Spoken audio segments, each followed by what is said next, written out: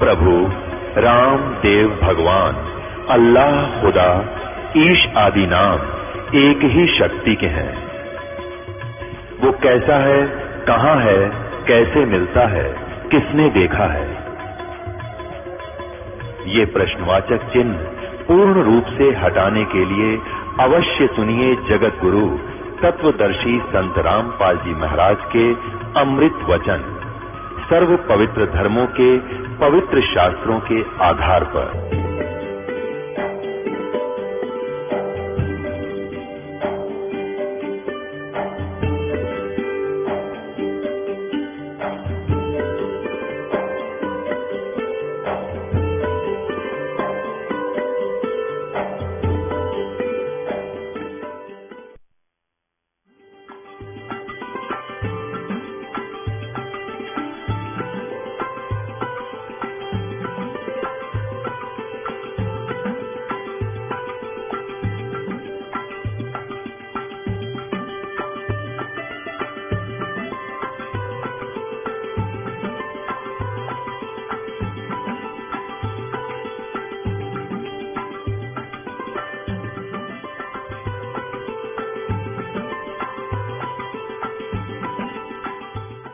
ऐसे इसमें 3 स्थान बना रखे हैं, एक रजोगुण प्रधान, एक सतोगुण प्रधान, एक तमोगुण प्रधान।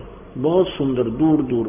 तो ये दोनों दुर्गा और ये काल ब्रह्म जब रजोगुण प्रधान क्षेत्र में रहते हैं तो उनके संयोग से पति पत्नी व्यवहार से जो पुत्र उत्पन्न होता है, तो वहां रहते हुए जैसा उनका स्वभाव रहेगा वैसा ही बच्चे का स्वभाव बनेगा। तो रजोगुण युक्त बन जाता, उसका नाम ब्रह्मा रख देते।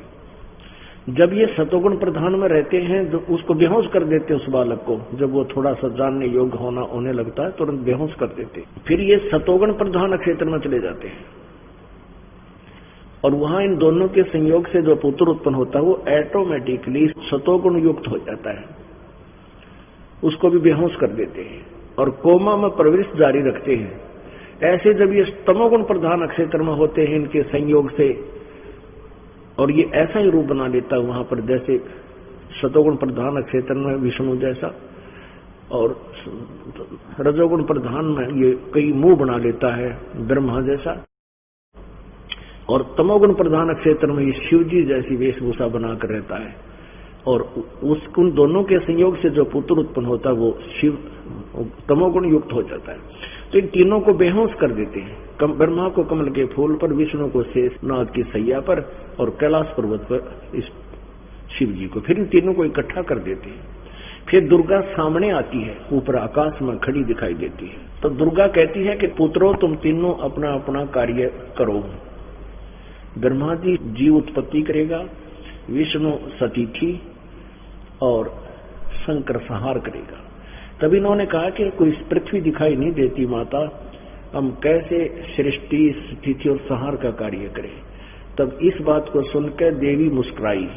उसने इतने में आकाश से एक विमान आया, इन तीनों को विमान में बैठाया और कहा कि अब तुम्हें एक अद्भुत दृश्य दिखाती हूँ। अपनी शक्ति से आसमान में उस विमान को उड़ा दिया। अब इससे आज्ञा पढ़िए, स्वयं देखिएगा। हम यहाँ पढ़ रहे थे, वही रुद्र भी प्रकट हो गए। हम तीनों ने भगवती अध्याशक्ति के दर्शन हुए, दुर्गा के। उन्हें देखकर हम मनमुग्ध हो गया, उन्हें देखकर मनमुग्ध हो गया। हमने उनकी उत्तम स्तुति की। तब वे आदि शक्ति हम लोगों से कहने लगी। देवी ने कहा, ब्रह्मा विष्णु और महेश्वर, तुम भली भांति सावधान होकर अपने अपने कार्य में संलग्न हो जाओ। सृष्टि स्थिति और संहार ये तुम्हारे कार्य है।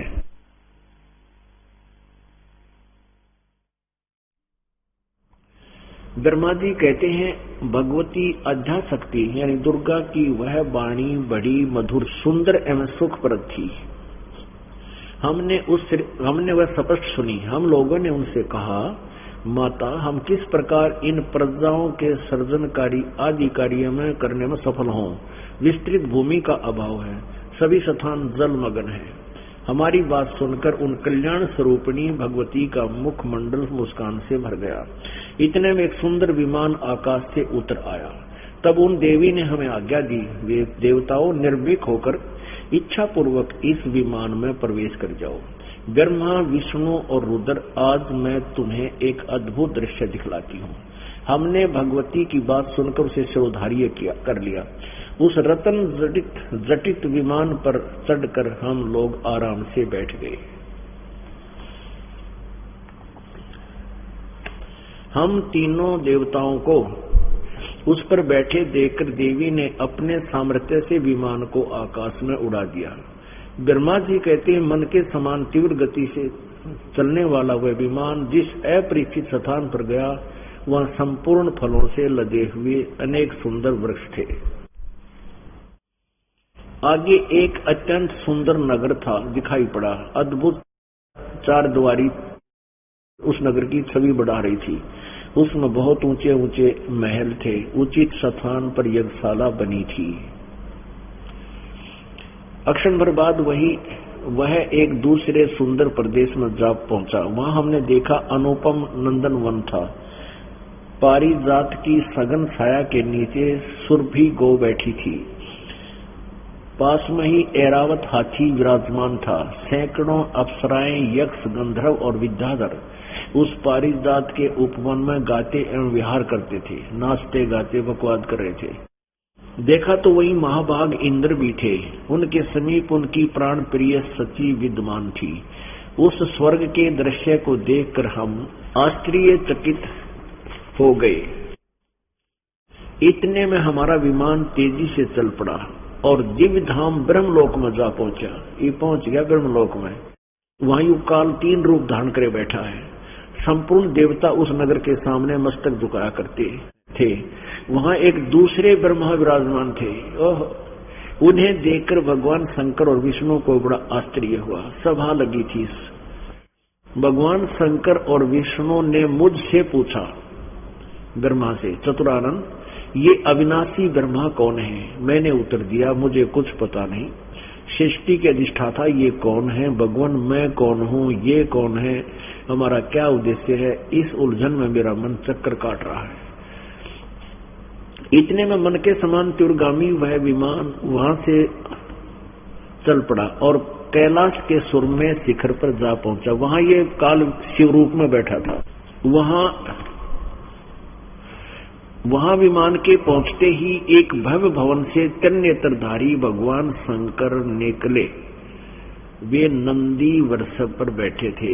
उनके 5 मुख थे और 10 भुजाएं थी। मस्तक पर चंद्रमा सुशोभित हो रहा था।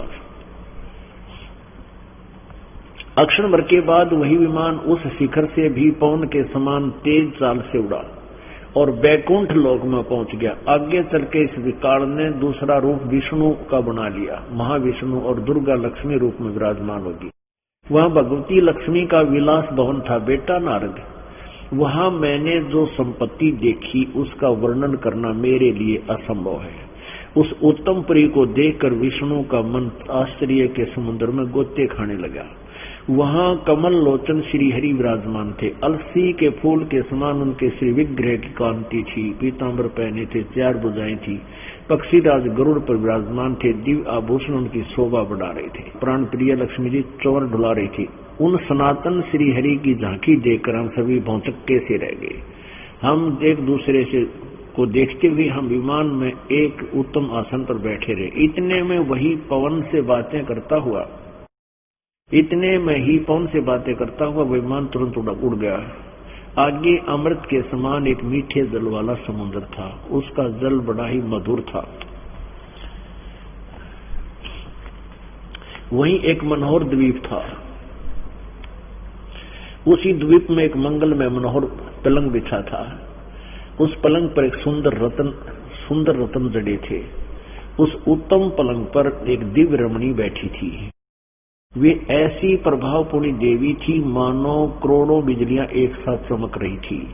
अत्यंत सुंदर मुख था। लाल लाल दांत थे। करोड़ों लक्ष्मियों से भी अधिक वह सुंदर थी। उन्हें देखकर हम सभी महान आश्चर्य में पड़ गए। कुछ समय तक हम वहीं ठहरे रहे। आपस में कहने लगे, यह सुंदरी कौन है और इसका क्या नाम है? हम इसके विषय में बिल्कुल अनभिज्ञ हैं। इसके हजारों नेत्र, हजारों हाथ, हजारों मुख आदि आदि। ये कोई अप्सरा है, न कोई अप्सरा है, न कोई गंधर्व कन्या एवं देव कन्या ही। नारद यों संदेहग्रस्त होकर हम लोग वहां रुके रहे। तो भगवान विष्णु ने उन चारों साहिनी भगवती को देखकर विवेक पूर्वक निश्चय कर लिया कि वे भगवती जगदम्बिका हैं। तब उन्होंने कहा कि ये भगवती हम सभी की आदि कारण है, यानी अपनी माता है। महाविद्या महामा इन्हीं के नाम है, वे पूर्ण प्रकृति हैं। आगे देखना। अब क्या किया इस दुर्गा ने, काल के आदेश से इन तीनों बच्चों को विमान में बैठाकर ऊपर का नजारा दिखा दिया। कदे तो मांडी पाक जाओ कल न कि हम सर्वेश्वर हैं, तुम्हारी फड़क काट दी, लेकिन फिर भी भूल लाग जाती है। अब क्या किया कि ये वहां दुर्गा के लोक में गए, विष्णु जी को पिछले अपने बचपन की झलक दिखा दी। क्योंकि हमारी सारी जो जितना भी हमारी क्रिया, कितने जन्म के जीवन है, कोई हम कार्य किए, सारे हमारे अंदर कोड वर्डों में हमारे अंतःकरण के अंदर फीड है। तो विष्णु जी का वो रिमोट से दुर्गा ने अपनी बैकग्राउंड दिखा दी। जब ये छोटा सा बालक था, वट वृक्ष पे एक पालना गाल रखा था, एक झूल, और उस पालने में विष्णु जी बालक रूप जो बचपन में था अंगूठे चूस रहा था। अब देखिएगा, ये 120 पृष्ठ पर आ गई हम देवी भागवत के। अब विष्णु जी की जो पिछली यादगार ताजा कर दी, सचेत कर दिया, पिछला रिमोट ऑन कर दिया, बैकग्राउंड दिखाई, तो वो कहने लगा ये वे ही दिवांगना हैं जिनके प्रलय वर्ण में मुझे दर्शन हुए थे। उस समय मैं बालक रूप में था, मुझे पालने पर ये झुला रही थी। वट वृक्ष के पत्थर पे एक सुदृढ़ सैया बिछी थी, उस पर लेटकर मैं अब पैर के अंगूठे को अपने कमल जैसे मुख में लेकर चूस रहा था। इन्हें देखकर मुझे पहले की बात याद आ गई, ये हम सबकी जननी है। अब देखना कितनी गहन बात है इसके अंदर। भगवान विष्णु बोले प्रकृति देवी को नमस्कार है, भगवती विधात्री को निरंतर नमस्कार है। आगे देखो 122 पृष्ठ पर हम पढ़ रहे हैं।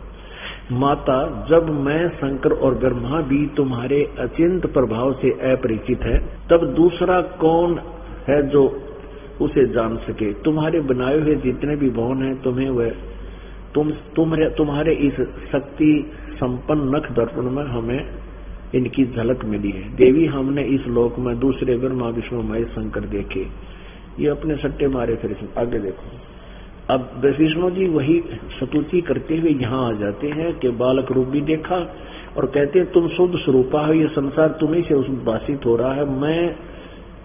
मैं ब्रह्मा और शंकर हम सभी तुम्हारी कृपा से विद्यमान हैं। हमारा आविर्भाव मन जन्म और तिरोभाव मन मृत्यु हुआ करता है। केवल तुम ही नत हो, जगत जननी हो, प्रकृति और सनातनी देवी हो।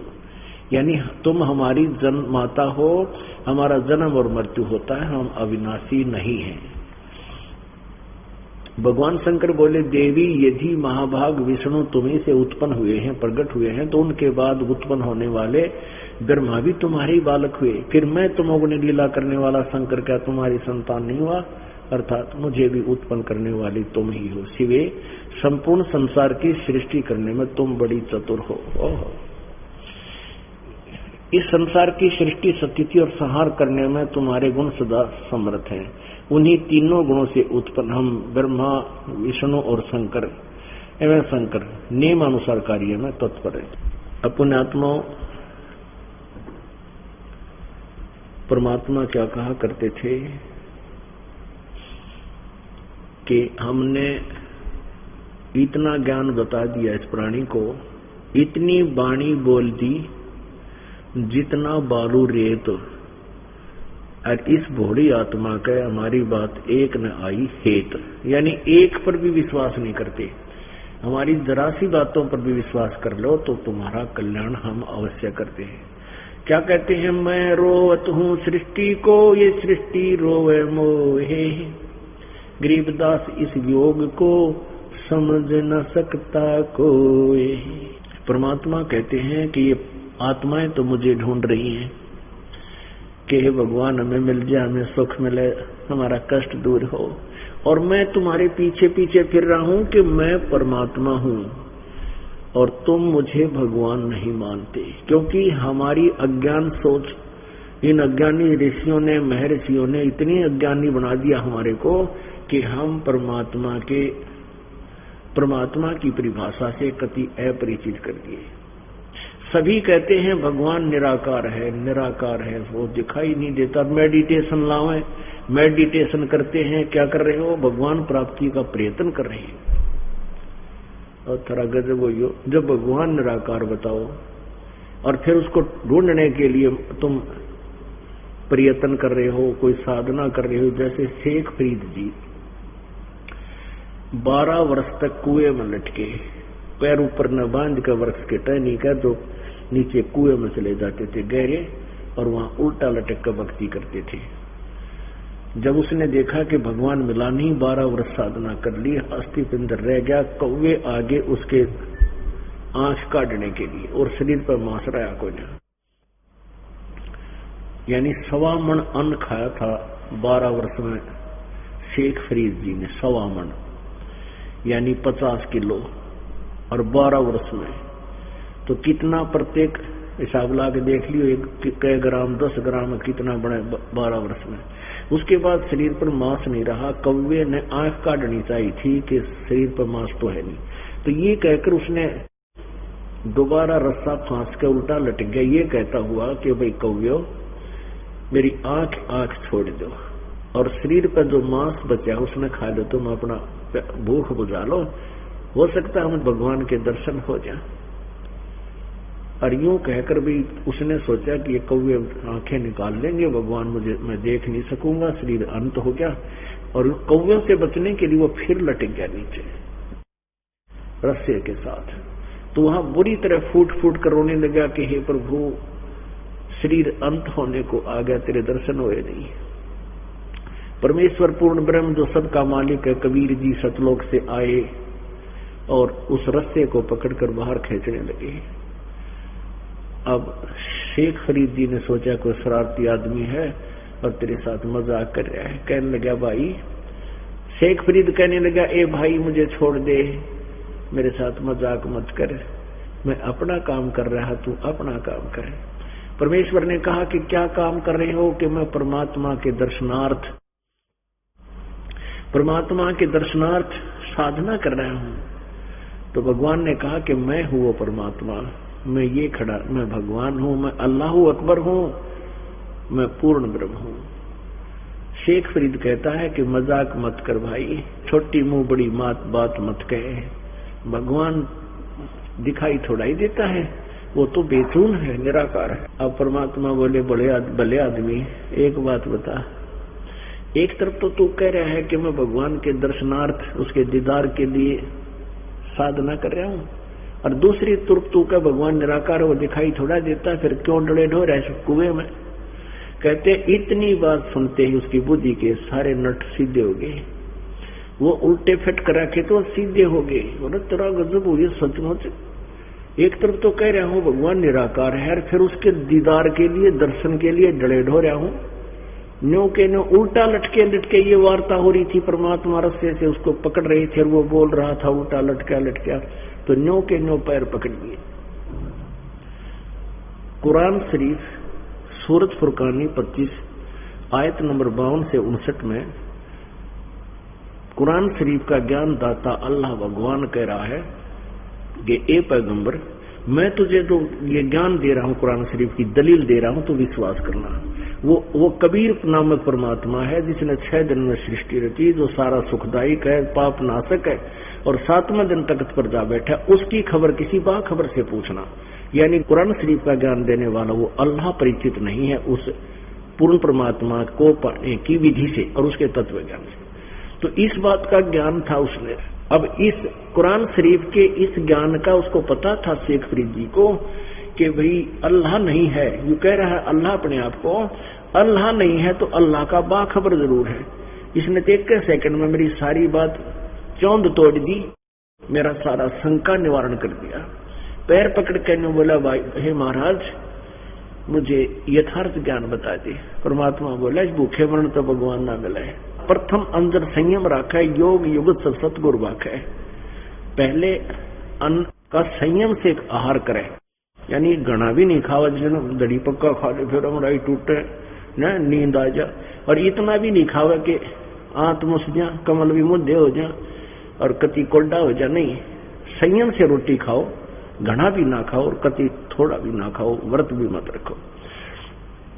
और फिर उसको धीरे धीरे कहा कि तुम आहार करना शुरू कर। पहले फल फल खिलाए, जूस पिलाए, फिर वो ठीक होया। फिर अपने कुछ दिन अलग रखा कि मैं भी संत हूँ, फिर उनको नाम दिया जब वो मोक्ष अधिकारी हुआ। तो हमारी बुद्धि भ्रष्ट कर रखी है इन अज्ञानियों ने। अब किसी भी हिंदू भक्त के साधक ने पूछ लो, क्या तू क्या करता है? कि मैं सुबह 2 घंटे समाधि लगाता हूँ। किस लिए? कि भगवान को देखने के लिए। भगवान कैसा है? कि वो तो निराकार है, दिखाई थोड़ा देता। और विष्णु जी का उपासक, विष्णु जी की साकार मूर्ति। और फिर उसने पूछा भगवान कैसा है? कि वो दिखाई थोड़ा देता है, उसका तो प्रकाश ही प्रकाश दिखाई देता। तो हम सारे न्योड़ रखे। परमात्मा सह शरीर है, उसका नाम कबीर है, और हमारे जैसा हमरे ही होनिहार है, हमारा सिरजनहार। जिन महापुरुषों ने परमात्मा को देखा तो वो भगवान स्वयं यहाँ आते हैं। ऋग्वेद मंडल नंबर 9 सूक्त नंबर 86 और मंत्र नंबर 26-27, और ऋग्वेद मंडल नंबर 9 सूक्त नंबर 82 मंत्र 1, 2, 3, और ऋग्वेद मंडल नंबर 9 सूक्त नंबर 96 मंत्र 16 से लेकर 20 तक, और भी बहुत जगह। ऋग्वेद मंडल नंबर 9 सूक्त नंबर 20 का मंत्र नंबर 1 में कि वो कबीर देव परमात्मा ज्ञान देने के उद्देश्य से सतलोक से अपने निज धाम से चलकर वो ऊपर के मुक्ति धाम में तीसरे स्थान पर रहता है। वहां से चलकर नीचे आता है। वो कबीर वाणी द्वारा ऊंचे ऊंचे स्वर में बोलकर अपने यथार्थ ज्ञान को स्वयं ही ठीक ठीक बताता है। तो परमात्मा भी कहते हैं, चारों युग में हम पुकारे संत कूक कहा, चारों युग में संत पुकारे कूक कहा, हम हेल रे हीरे माणिक मोती पर से ये जग चुगता ढेल रे। हम तो इतना सुंदर ज्ञान देते हैं, हम तो इतना उत्तम ज्ञान देते हैं कि तुम्हारा मोक्ष भी होगा और यहां भी सुख मिलेगा। इस संसार में रहोगे तब तक आपकी आपदाएं भी टलेंगी और आपके आने वाले कर्म का दंड भी खत्म होगा, और यहां से पूर्ण मोक्ष होगा। और हमारी इस बात ने कोई नहीं मानता है। और फिर ये डले ढोए, जैसे आपको बताया कि कावड़ लेने जाते हैं, एक ही गांव के 20 आदमी मर गए, और उन्होंने बयान दे रखा था कि भी आज के बाद कद्दे कावड़ लेने नहीं जाने देंगे अपने गांव के आदमी ने। और जो गए हुए थे वो भी वापस बुला लिए, उल्टे आ जा हो रही है कावड़। देख लिया ये भगवान शंकर। अपने आत्मा, ये भगवान शंकर का दोष नहीं, ये दोष है इन अनाड़ियों का जिन्होंने ये गलत साधना बता दी। और इस मन की आदत है कि इसने कोई अच्छी बात बतावा कति नहीं माना, बकवाद का नीनू कति सपीड़ तो चाल पड़े। यह आत्मा भी रोती है, क्या कहती है? मत दे दिए बालम बैरे नो, मैं तो दे दिए बालम बैरे नो, मैं तो दे दिए बालम बैरे नो, मैं तो दे दिए बालम बैरे नो, मैं तो दे दिए बालम बैरे नो। अब क्या बताते हैं कि आत्मा रोती है, कहती है हे भगवान, मेरे को तो इस मन रूपी बहरे पति के साथ इस काल ने जोड़ दिया, इस बहरे काल के साथ मुझे जोड़ दिया। अब जैसे आप अपने साथी बहन भाई या किसी मित्र को बोलते हो कि भाई आजा सत्संग में चलेंगे, और वहां सतलोक आश्रम बरवाड़ा जिला हिसार के अंदर अमृत वर्षा होती है, तुम ज्ञान सुनो एक पे। तुमने कहा टाइम को ना भाई, टाइम को ना, फिर देखेंगे। अच्छा, फिर थोड़ी सी देर में कोई चर्चा करता है, वैसे ही 2 भक्त कोई व्यक्ति खड़ा हुआ बोल रहा होता है कि वहां कंपटीशन हो रहा है, हरियाणा में एक कंपटीशन की बीमारी चली थी कुछ दिन पहले। 5-4 बच्चे इकट्ठे होकर रागनी गाया करते थे, अभद्र और पूरी बकवादों के साथ। तो वहां कई पार्टियां उनके साथ उनके साजंदे सुरीली आवाज में रागनी गाया करते, यानी गाने बजाने करते थे, तो उसको कंपटीशन बोलते थे। तो कोई जिक्र कर रहा था आपस में, वैसे स्वाभाविक कह रहे थे, वहां कंपटीशन सुना है आ रहा है फलाने गांव में, उनके गांव से 10 किलोमीटर दूर। तो वो जो व्यक्ति सत्संग में आने से नाट्य था, टाइम नहीं है, वो उनकी स्वाभाविक बात सुनकर उनके पास पहुंच गया। अरे कहाँ आ रहा उस कंपटीशन, बताइए मने किसी है, कौन कौन आएंगे वह गाड़िए। और फट सुन के और छोड़ सारा काम, सारी रात पैदल चलकर वहां पहुंच जाएगा। और वह सारी रात बैठा रहा, रेत में जहां गधे बैठा करे उसमें बैठेंगे तला धरती में है। और उन्हें बूंदी बकवादियां सुनेंगे, दांदरे काट देना, वाह भाई वाह कमाल कर दिया, के टट्टू कमाल कर दिया, ये बकवाद कितना सुन ले। तो इस मन की आदत है, इसने अच्छे काम का नहीं कहा जब तक इसको समय नहीं, और बकवाद में ला दे कति खुश होकर और उसी में लग जाए। आप कोई साधना कर रहे हो और उस साधना को मना कर दें कि ये ना करो, ये शास्त्र विरुद्ध है, तो कति नहीं माना यो मन।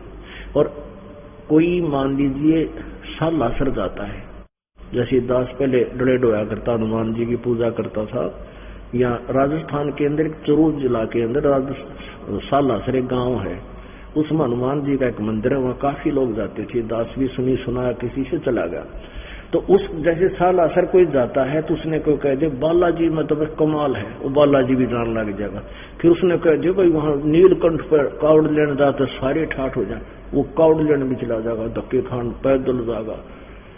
और कोई न कह दे आजा भाई बैठ जा, दोगड़ी भगवान की भक्ति सुन ले, चर्चा सुन, ये पूजा गलत है ये सुन, यो मन कति नहीं माने, बहरा हो जा करना पे घटाड़े। तो आत्मा रो रही है, क्या कह रही है कि परमात्मा मेरे को तो इस बहरे इस मन के साथ बांध दिया, मत दे दी है बालम बहरे नू, मैं तो दे दी है बालम बहरे नू, मैं तो दे दी है बालम,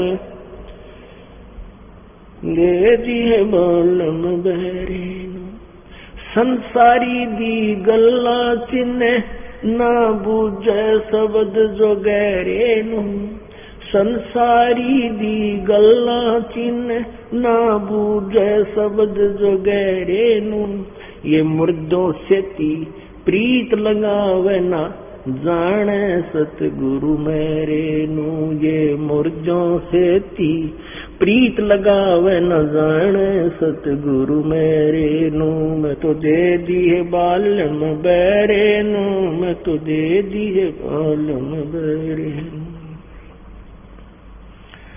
ऊंची थड़ियां खेती वो ये भूल रहे नज डेरे नू, ऊंची थलियां खेती वो ये भूल रहे नज डेरे नू। श्वेत छतर सिर मुकुट विराजे देखत ना उस चेहरे नू, श्वेत छतर सिर मुकुट विराजे देखत ना उस चेहरे नू, मैं तो दे दी है बालम बहरे नू, मैं तो दे दी है बालम बहरे नू, मैं तो दे दी है बालम बहरे नू, मैं तो दे दी है बालम बहरे नू। ये संसार समझदा नहीं कहंदा श्याम दोपहरे नू, ये संसार समझदा नहीं कहंदा श्याम दोपहरे नू। गरीब दास ये वक्त जात है रोगे इस पैरे नू, गरीब दास ये वक्त जात है रोगे इस पैरे नू, मैं तो दे दी है बालम बहरे नू, मैं तो दे दी है बालम बहरे नू, मैं तो दे दी है बालम बहरे नू, मैं तो दे दी है बालम बहरे नू। ये संसार समझदा नहीं कहंदा श्याम दोपहरे नू, ये संसार समझदा नहीं, कहंदा श्याम दोपहरे नू, गरीब दासिए वक्त जात है, रोगे इस पैरे नू, गरीब दासिए वक्त जात है, रोवोगे इस पैरे नू। मैं तो दे दिए बालम बैरे नू, मैं तो दे दिए बालम बैरे नू। अब क्या बताते हैं कि संसारी दी गल्ला सी ने कोई स्वाभाविक भी कोई नो कह दे चल वहां पूजा करना चलाएंगे।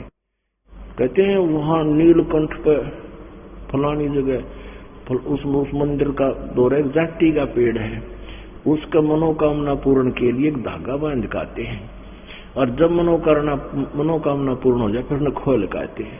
इस तरह की बकवास हमारे तीव्र रखी है। अब किसी की होगी तो डर के खाना चला जाएगा, खोल लाओगा ना बन जा रहेगा, कौन जाता फिर। एक आध देखी स्वाभाविक सूत बैठते हो 20 साल और बिगाड़ दिया, भाई मैं तो वहां गया था, मेरी मनोकामना पूर्ण होगी, और होता वो संस्कार पूर्व से। और यहाँ देखना आप भगवान आपके कितने सुख देगा। कहते हैं संसारी की आदमी की बात मान लेगा और ना जाने सतगुरु मेरे नु, मुर्दा से ती प्रीत लगावे ना जाने सतगुरु मेरे नु।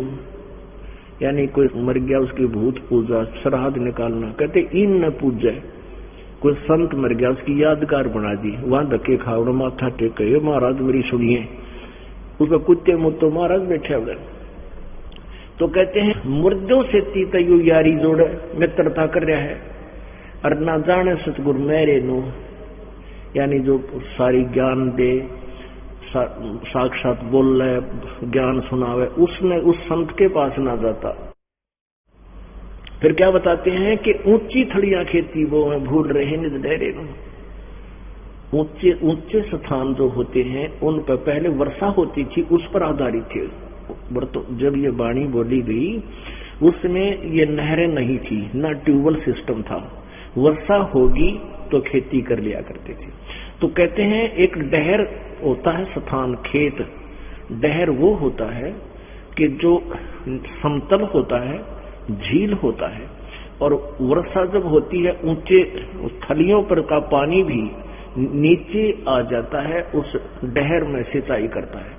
तो डहर में जो फसल बीज जाती थी कई मन एकड़ की होती थी, और ऊंची थलियों पर बीज बोझ या ऊंचे स्थानों पर वर्षा होगी तो उग जरूर जाता है, फिर सूख जाता है। दोबारा वर्षा होगी तो थोड़े बहुत दाने 1 एकड़ में मान लीजिए 2 मन हो गए, और डहर में हो जाए 70 मन।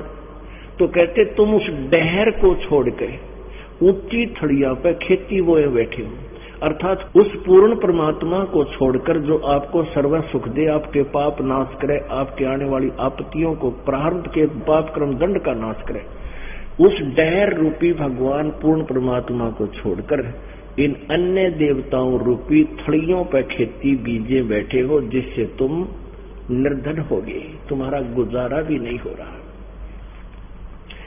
ऊंची थड़ियां खेती वो भूल रहे निज डेरे नु,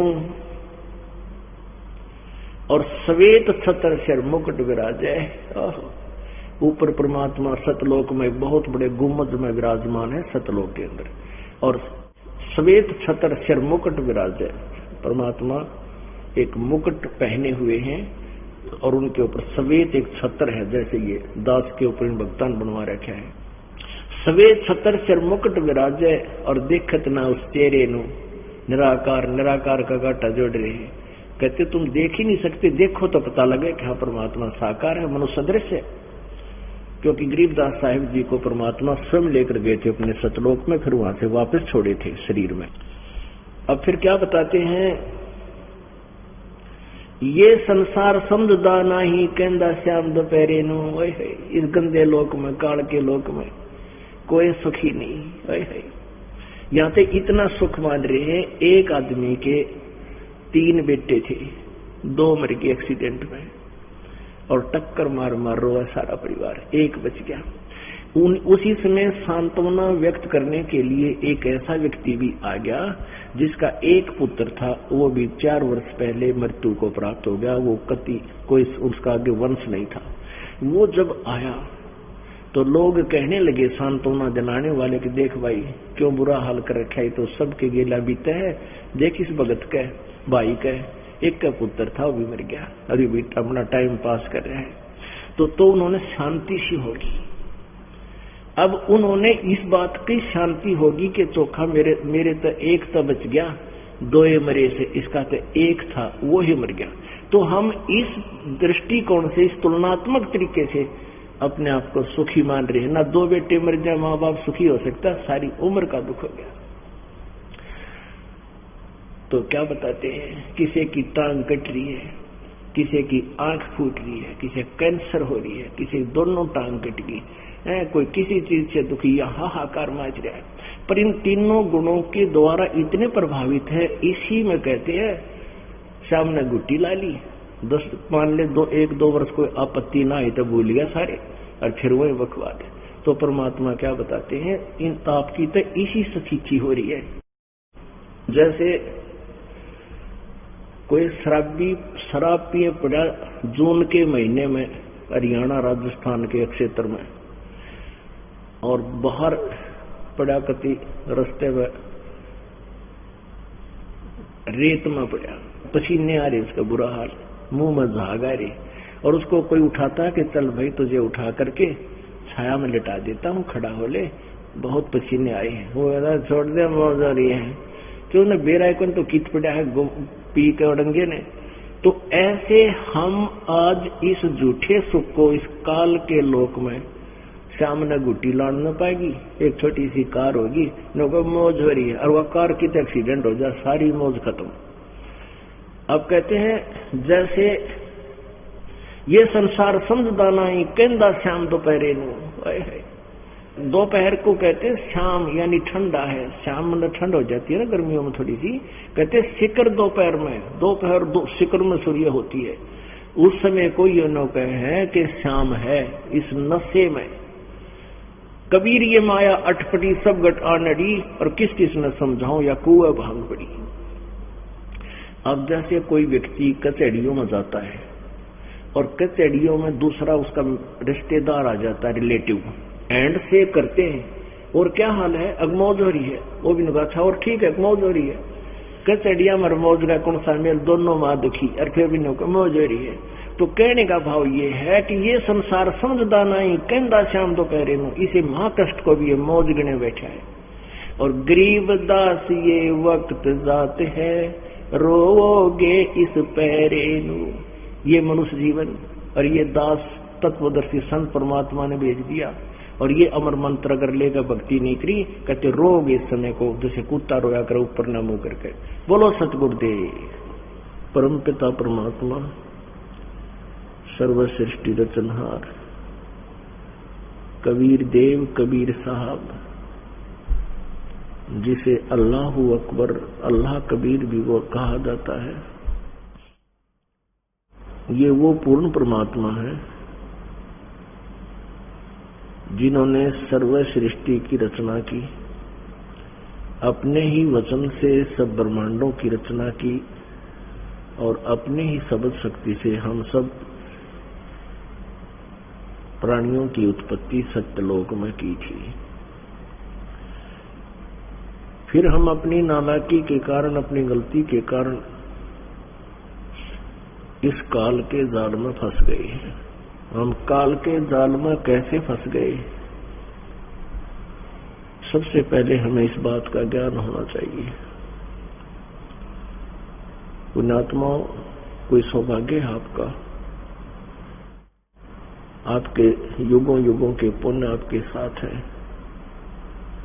आप कभी ना कभी परमेश्वर कबीर जी की शरण में रहे हैं, जिस समय परमात्मा यथार्थ ज्ञान प्रचार करने के लिए स्वयं अपने धाम से चलकर आते हैं।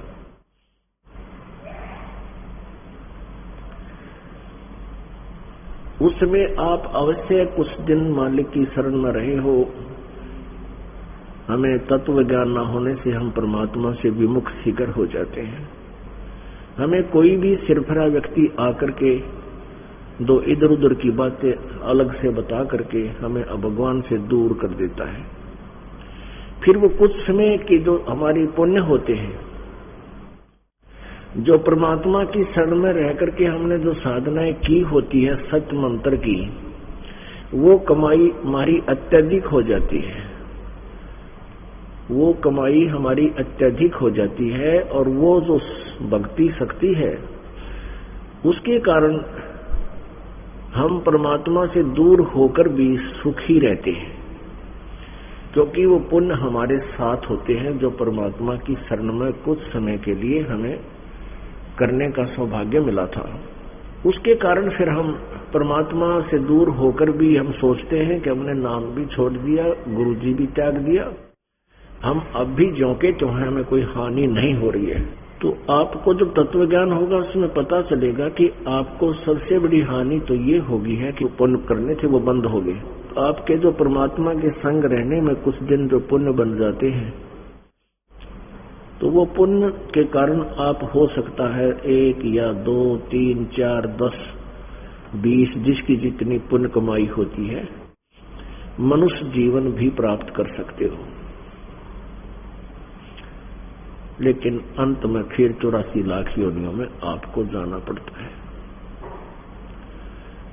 इसलिए आप जी को यहां बुलाकर ये दास ये चाहता है आपको इस तत्व ज्ञान से ऐसा रंग दूं कि आप पहले की तरह फिर मार ना खाओ, जैसे हम पहले धोखा खाते आए हैं। पहले हम क्यों धोखा खाते आए? क्योंकि हम स्वयं शिक्षित नहीं थे। परमात्मा कबीर देव जी, कबीर साहब जुलाहा रूप में बनारस में 120 वर्ष रहकर चले गए, हमने उनको नहीं पहचाना। क्यों नहीं पहचाना? क्योंकि उन नकली ऋषि गुरुओं महर्षियों ने हमें मूर्ख बना रखा था। वो ये कहते थे कि कबीर जी वेदों और पुराणों और गीता जी के विषय में कुछ नहीं जानते, ये झूठ बोलते हैं, ये ब्रह्मा विष्णु महेश के बारे में गलत ज्ञान दे रहे हैं, सृष्टि रचना ये गलत बता रहे हैं, ये संस्कृत भाषा नहीं जानते, जिस कारण से ये सदग्रंथों को नहीं समझ सकते। तो हमारे पूर्वजों ने जो अशिक्षित थे इस बात को स्वीकार कर लिया कि ये बात तो सत्य है कि कबीर जी अशिक्षित है और संस्कृत भाषा नहीं जानते, सभी सदग्रंथ संस्कृत भाषा में लिपिबद्ध हैं। इसलिए हमने अपने भगवान पर विश्वास नहीं किया कि जो हमें आज ज्ञान दे रहा है, जो हमारे संग है, ये वो पूर्ण परमात्मा है। पुण्यात्माओं, हमने परमात्मा की परिभाषा में, परमात्मा की कैटेगरी में, परमात्मा किस दृष्टिकोण से भगवान माना, किन किन को माना।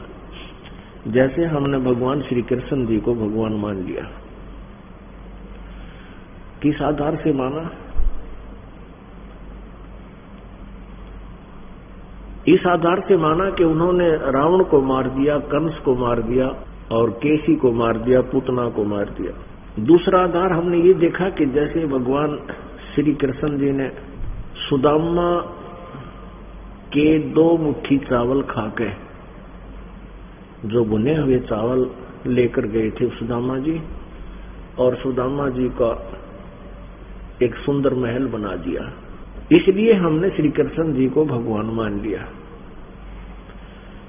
और दूसरा हमने ये पॉइंट लिया कि श्री कृष्ण जी ने मोरध्वज राजा के पुत्र ताम्रध्वज को आरे से चिरवा कर, यानी वो मृत्यु को प्राप्त हो गया था, आरे से बीचों बीच उसको 2 फाड़ कर दिया गया था, वो मर गया था लड़का, और भगवान श्री कृष्ण जी ने उसको पुनः जीवित कर दिया था। तो हमने इस आधार से श्री कृष्ण उर्फ विष्णु जी को समर्थ शक्ति मान लिया कि ये परमात्मा ही पड़े हैं, ये परमात्मा है, ये सर्वशक्तिमान है।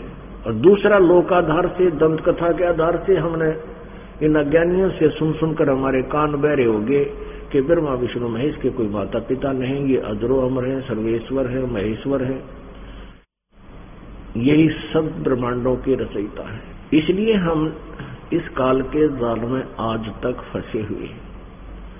पुण्यात्माओं, विचार कीजिए, परमेश्वर कबीर जी ने आकर के उस पूर्ण ब्रह्म, परम अक्षर ब्रह्म ने स्वयं अपने सतलोक से चलकर आकर के ये यथार्थ ज्ञान दिया था। जैसे ऋग्वेद मंडल नंबर 9 सूक्त नंबर 86 के श्लोक नंबर 26-27 में आपको प्रमाणित करेंगे, दिखाएंगे कि वो परमात्मा पूर्ण ब्रह्म अपने सतलोक से, अपने स्थान से चलकर आता है, जहां वो एक देश में रहता है। एक देशीय माने एक स्थान पर विराजमान जो प्रभु होता है उसको एक देशीय कहते हैं, यानी एक स्थान पर है। और उसकी पावर, उसकी शक्ति, उसका कंट्रोल ओवरऑल ब्रह्मांडों के ऊपर है। जैसे सूर्य एक देशीय होता हुआ अपनी निराकार उष्णता से उसका प्रभाव पूरी पृथ्वी और अन्य ग्रहों और लोकों पर भी उसका असर है, उसका प्रभाव है, वो अपना कार्य कर रहा है। और सूर्य प्रत्येक व्यक्ति के साथ भी नजर आता है। प्रत्येक व्यक्ति को, प्रत्येक प्राणी को ऐसा लगता है कि सूर्य मेरे साथ साथ चल रहा है। ऐसे परमात्मा एक देशीय होकर के अपनी निराकार पावर के साथ, निराकार शक्ति के द्वारा अनंत कोट ब्रह्मांडों को कंट्रोल किए हुए हैं। अब जैसे श्री कृष्ण जी उर्फ विष्णु जी ने ताम्र ध्वज को आरे से कटवा कर जीवित कर दिया, लेकिन वही श्री कृष्ण जी अपने सगे भांजे अभिमन्यु को जीवित नहीं कर सका, जो महाभारत के युद्ध में चक्रव्यूह में मारे गए थे, जो कि पांडवों का इकलौता पुत्र था। सुभद्रा जो श्री कृष्ण जी की बहन थी, उसका बेटा था।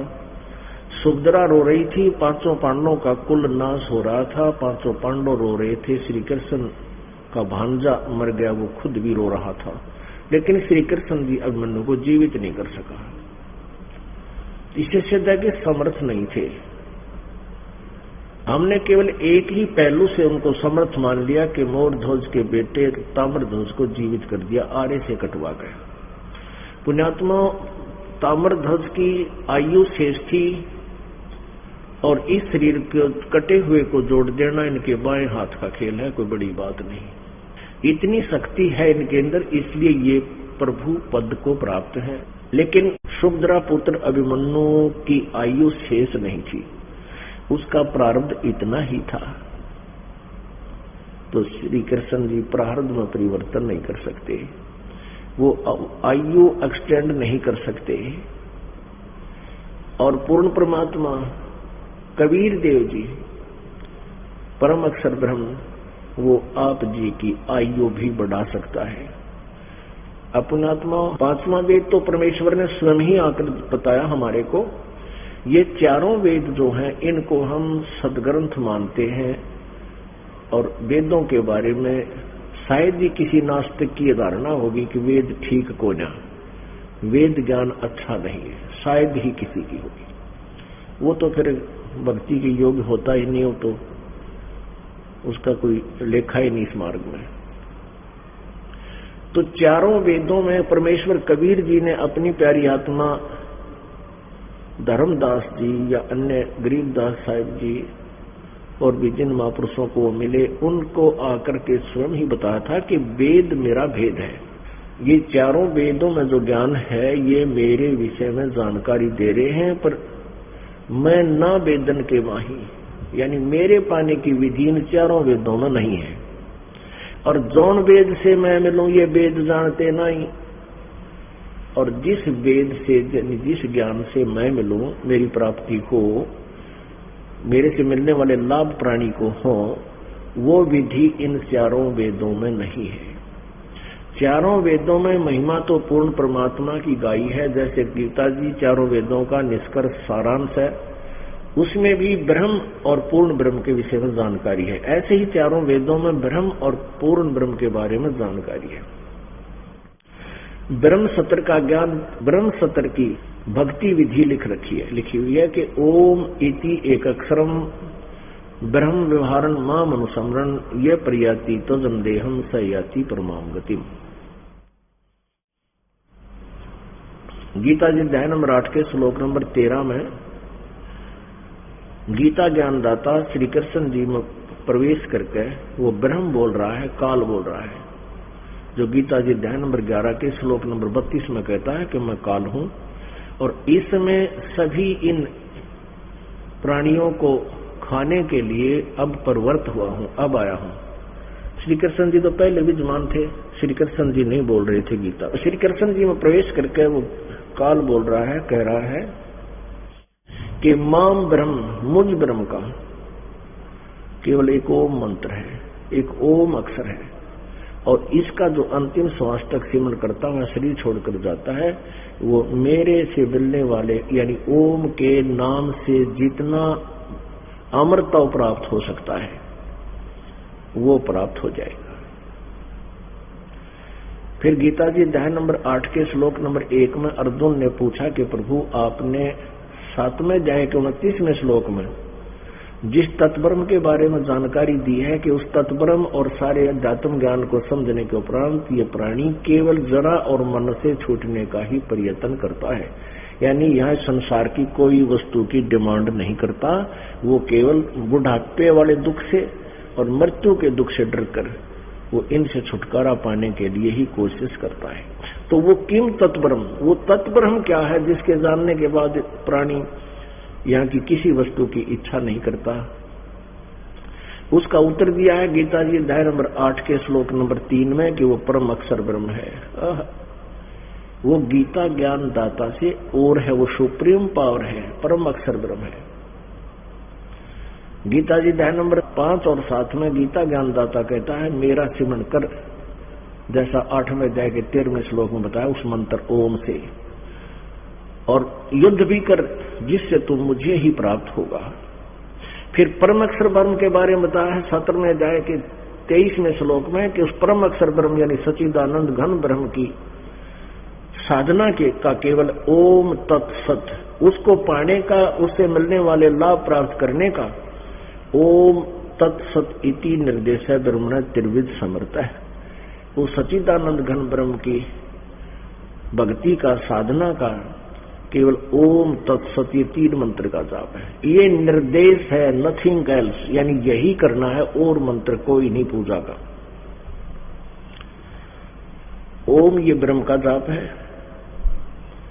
और तत् और सत ये गुप्त है, ये दास बता सकता है। इस पृथ्वी पे वर्तमान में दूसरे को अधिकार नहीं है ये 2 अन्य मंत्रों के दान करने का, उनको ज्ञान भी नहीं है। यदि किसी ने इस दास से नाम लेकर के बगावत कर भी दी और वो नाम देने लग गया तो महापापी है, अपराधी प्राणी है, उसको अधिकार नहीं है और वो डुप्लीकेट पासपोर्ट बना रहा है।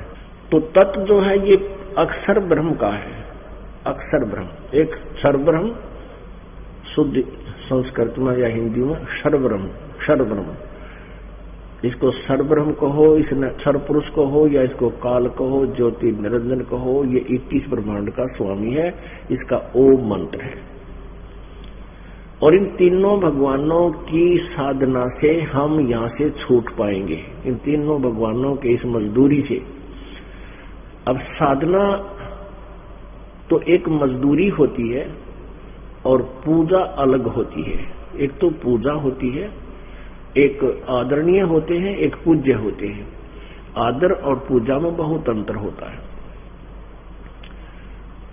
अब जो प्रश्न चल रहा है पर इसको क्लियर करते हैं, उसके बाद आदर और पूजा के विषय में आपको बताएंगे। तो ओम मंत्र है, ये क्षर ब्रह्म का है, इस काल का है, और तत् ब्रह्म ये गुप्त है, ये दास बताएगा, उसका कोड वर्ड है, ये वो अक्षर ब्रह्म का है। और सत जो मंत्र है ये भी कोड वर्ड है, ये दास बताएगा, ये सांकेतिक है, वो परम अक्षर ब्रह्म का मंत्र है। तो ब्रह्म और परब्रह्म की तो हम मजदूरी करेंगे इस मंत्र की, जो सतनाम बनता है। ब्रह्म का ओम मंत्र और परब्रह्म का यानी अक्षर ब्रह्म का ये तत्व मंत्र जो ओरिजिनल मंत्र, इन दोनों का एक ग्रुप बनता है और ये दोनों मिलकर सतनाम कहलाते हैं। 2 अक्षर का ये सतनाम बन जाता है। तो इनकी सिमरण की विधि भिन्न भिन्न है, इकट्ठी नहीं होती।